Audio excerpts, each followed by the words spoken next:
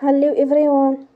Today we talk about how to fix the app of FaceApp. We will go to settings, then we click on apps.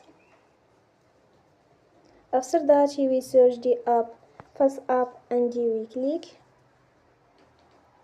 We will on for stop. After that we will go to storage. Then we click on clear cache.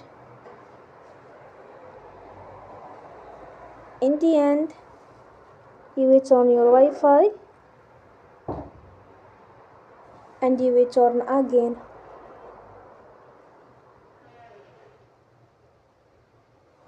Don't forget to support us by like and subscribe.